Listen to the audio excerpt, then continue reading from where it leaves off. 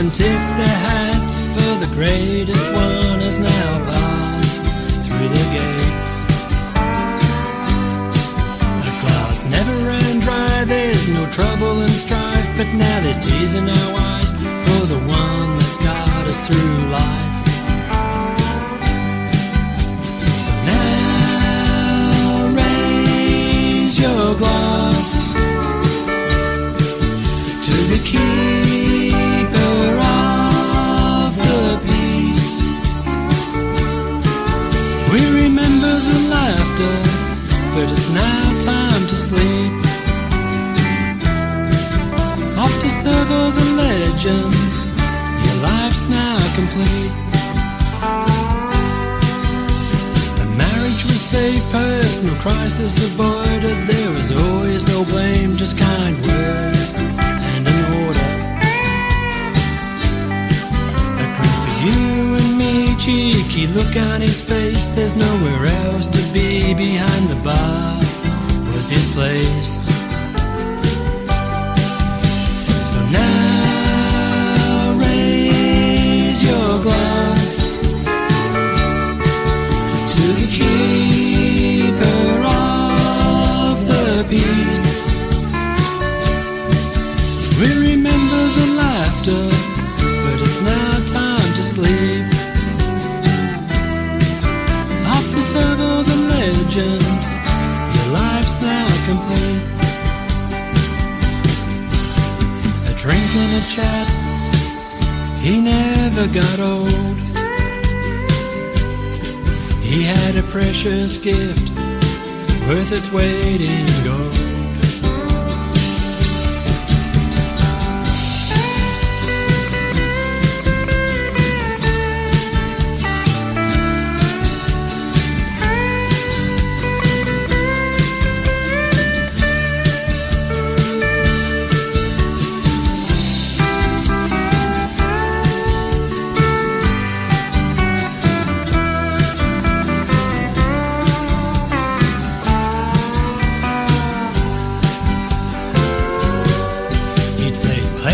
Cash or Merle, how about some Hank? Just not that new music trash, you'll have me to thank. So now raise your glass to the keeper of the peace. We remember the laughter, but it's now time to sleep. After serve all the legends, your life's now complete. After serve all the legends, your life's now complete.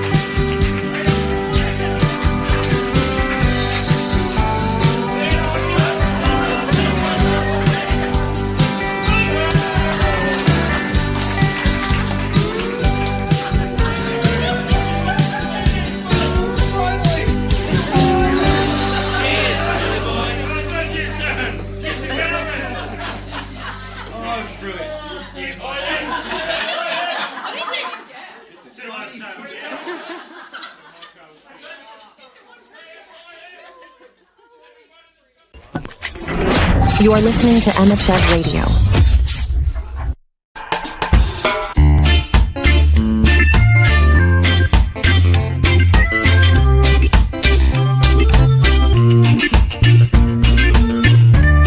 There's no escaping inevitability.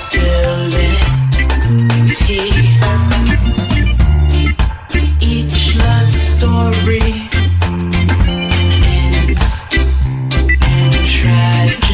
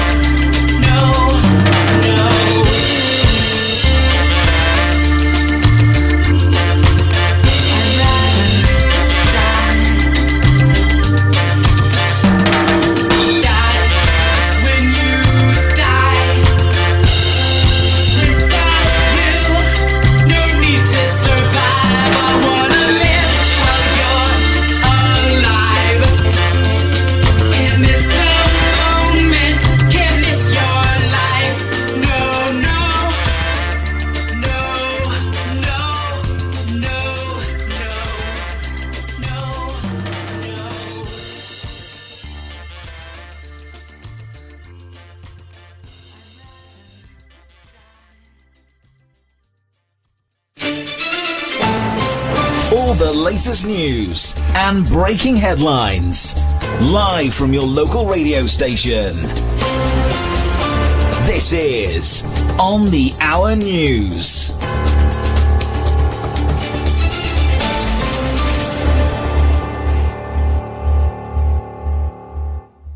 Hey everyone, welcome to Emmachev Radio News. Let's dive right in.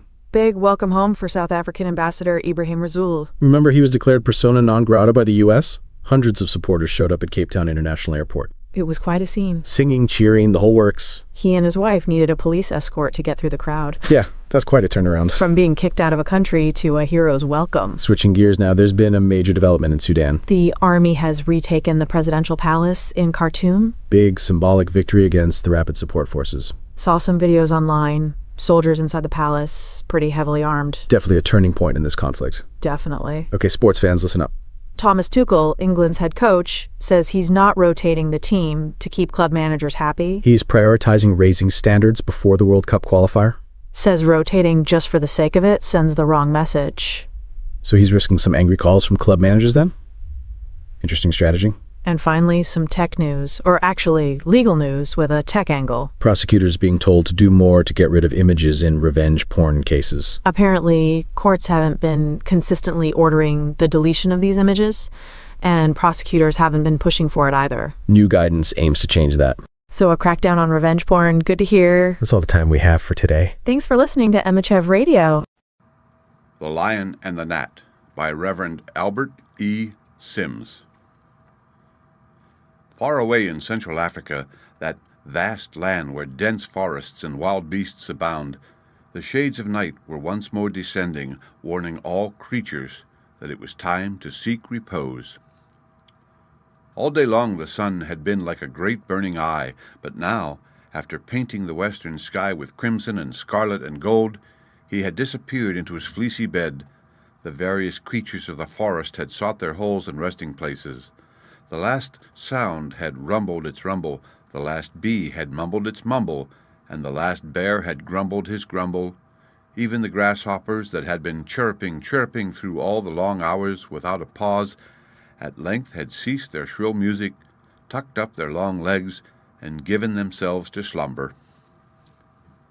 There, on a nodding grass blade, a tiny gnat had made a swinging couch, and he too had folded his wings, closed his tiny eyes, and was fast asleep. Darker, darker, darker became the night, until the darkness could almost be felt, and over all was a solemn stillness, as though some powerful finger had been raised, and some potent voice had whispered, "Hush." Just when all was perfectly still, there came suddenly from the far-away depths of the forest, like the roll of thunder, a mighty roar. In a moment, all the beasts and birds were wide awake, and the poor little gnat was nearly frightened out of his little senses, and his little heart went pit-a-pat. He rubbed his little eyes with his feelers, and then peered all around, trying to penetrate the deep gloom as he whispered in terror, "What was that?" "What do you think it was?" "Yes, a lion, a great, big lion who, while most other denizens of the forest slept, was out hunting for prey. He came rushing and crashing through the thick undergrowth of the forest, swirling his long tail and opening wide his great jaws, and as he rushed, he roared. Presently he reached the spot where the little gnat hung panting at the tip of the waving grass blade. Now the little gnat was not afraid of lions, so when he saw it was only a lion, he cried out, "Hi! Stop! Stop! What are you making that horrible noise about?" The lion stopped short, then backed slowly and regarded the gnat with scorn. "Why, you tiny, little, mean, insignificant creature, you! How dare you speak to me?" he raged. "How dare I speak to you?" repeated the gnat quietly. "By the virtue of right, which is always greater than might. Why don't you keep to your own part of the forest? What right have you to be here disturbing folks at this time of night?" By a mighty effort the lion restrained his anger. He knew that to obtain mastery over others, one must be master over himself. "What right?" he repeated in dignified tones. "Because I'm king of the forest. That's why. I can do no wrong, for all the other creatures of the forest are afraid of me. I do what I please. I say what I please. I eat whom I please. I go where I please, simply because I'm king of the forest." "But who told you you were king?" demanded the gnat. "Just answer me that." "Who told me?" roared the lion. "Why, everyone acknowledges it. Don't I tell you that everyone is afraid of me?" "Indeed," cried the gnat disdainfully. "Pray, don't say all, for I'm not afraid of you, and further, I deny your right to be king." Well, this was too much for the lion. He now worked himself into a perfect fury. "You? You deny my right as king?" "I do. And what is more, you shall never be king until you have fought and conquered me." The lion laughed, a great lion laugh, and a lion laugh cannot be laughed at like a cat laugh, as everyone ought to know. "Fight? Did you say fight?" he asked. "Who ever heard of a lion fighting a gnat? Here, out of my way, you atom of nothing. I'll blow you to the other end of the world." But though the lion puffed his cheeks until they were like great bellows, and then blew with all his might, he could not disturb the little gnat's hold on the swaying grass blade. "You'll blow all your whiskers away if you're not careful," he said with a laugh, "but you won't move me. And if you dare leave this spot without fighting me, I'll tell all the beasts of the forest that you are afraid of me, and they'll make me king." "Ha, ha, ha!" roared the lion. "Very well. Since you will fight, let it be so." "You agree to the conditions, then? The one who conquers shall be king?" "Oh, certainly," laughed the lion, for he expected an easy victory. "Are you ready?" "Quite ready." "Then go!" roared the lion. And with that he sprang forward with open jaws, thinking he could easily swallow 1,000,000 gnats. But just as the great jaws were about to close upon the blade of grass whereto the gnat clung, what should happen but that the gnat suddenly spread his wings and nimbly flew, where do you think, right into one of the lion's nostrils. And there he began to sting, sting, sting. The lion wondered and thundered and blundered, but the gnat went on stinging. He foamed, and he moaned, and he groaned, and still the gnat went on stinging. He rubbed his head on the ground in agony. He swirled his tail in furious passion. He roared, he spluttered, he sniffed, he snuffed, and still the gnat went on stinging. "Oh, my poor nose, my nose, my nose!" the lion began to moan. "Come down, come down, come down, my nose, my nose, my nose! You're king of the forest, you're king, only come down! My nose, my nose, my nose!" So at last the gnat flew out from the lion's nostril and went back to his waving grass blade, while the lion slunk away into the depths of the forest with his tail between his legs, beaten, and by a tiny gnat.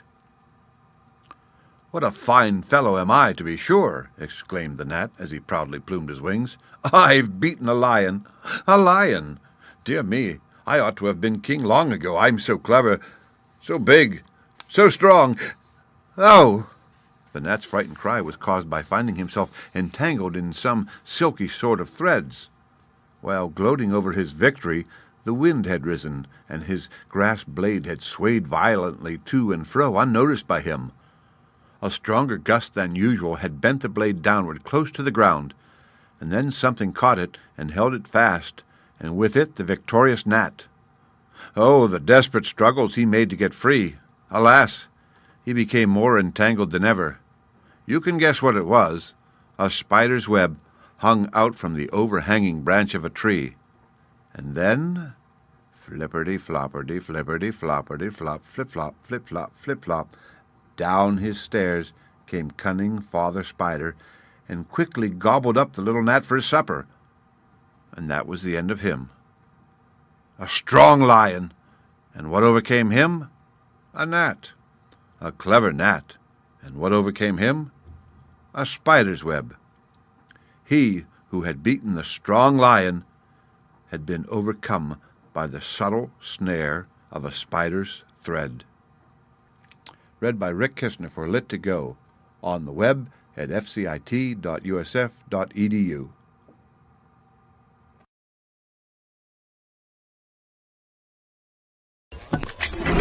You are listening to Emmachev Radio.